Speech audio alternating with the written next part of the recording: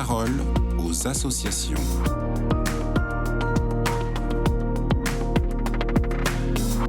Cette semaine, Benoît Royal, bénévole de la Société de Saint-Vincent-de-Paul, nous parle de la visite à domicile qui est au cœur de la charité vincentienne. Est-ce bien cela, Benoît ? Bonjour, et oui, c'est très exactement cela. Saint-Vincent-de-Paul, il y a 400 ans, faisait visiter les pauvres par les équipes des filles de la charité pour, je cite, « nourrir les corps pour nourrir les âmes ». Ces sœurs portaient donc à la fois le pain du jour et la parole de Jésus. Puis 2 siècles plus tard, lorsque Frédéric Ozanam a organisé ses fameuses conférences de charité dans sa faculté, il fut interpellé par un étudiant athée qui lui dit « Vous parlez beaucoup les chrétiens, mais que faites-vous concrètement pour aider les pauvres ?» Frédéric Ozanam a alors reconnu qu'il avait raison et qu'il fallait commencer par porter le pain du corps avant de proposer le pain de l'âme. Mais comment faire ?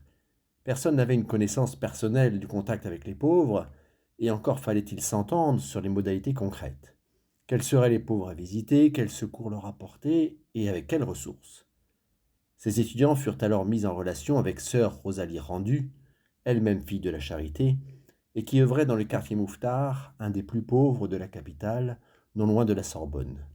Elle fut priée, je cite, de mettre la conférence en rapport avec les familles qu'elle supposait mieux disposées à accueillir les visites de nos novices en cette pratique de la charité. La semaine suivante, chacun avait une famille pauvre à visiter.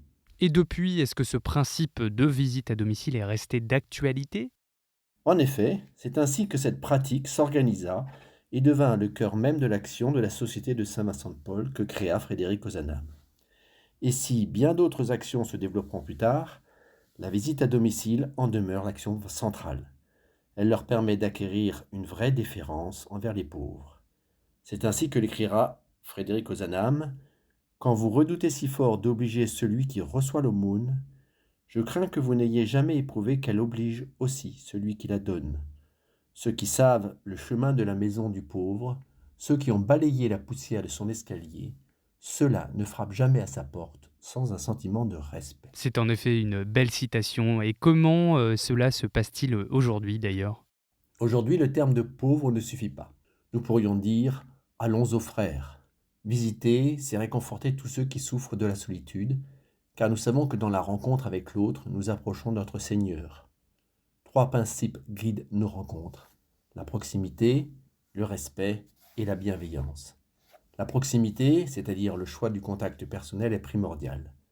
C'est cette visite aux frères chez lui, à l'hôpital, en prison ou même dans la rue, qui conduit au respect de la dignité humaine. Chez lui, nous sommes plus en situation d'infériorité que derrière notre table à l'accueil de nos centres. Chez lui, nous serons moins à l'aise, mais eux le seront plus, car ils nous reçoivent. C'est une marque de bienveillance que de faire un long déplacement pour venir les voir. Mais le but n'est pas la visite, mais la rencontre, pour les accompagner, pour les revaloriser, les aider à passer un moment de paix et si possible de joie. Respecter l'autre, c'est pouvoir lui dire « Tu es digne d'être reconnu » et en d'autres termes, « Je crois en toi ». C'est ainsi que dans nos visites, on peut créer une relation d'amour où Dieu est présent. Et cette relation d'amour est source de joie. Merci beaucoup Benoît Royal pour votre intervention dans la parole aux associations. Et pour en savoir plus sur la visite à domicile, n'hésitez pas à vous rendre sur le site ssvp.fr. Très belle journée à vous.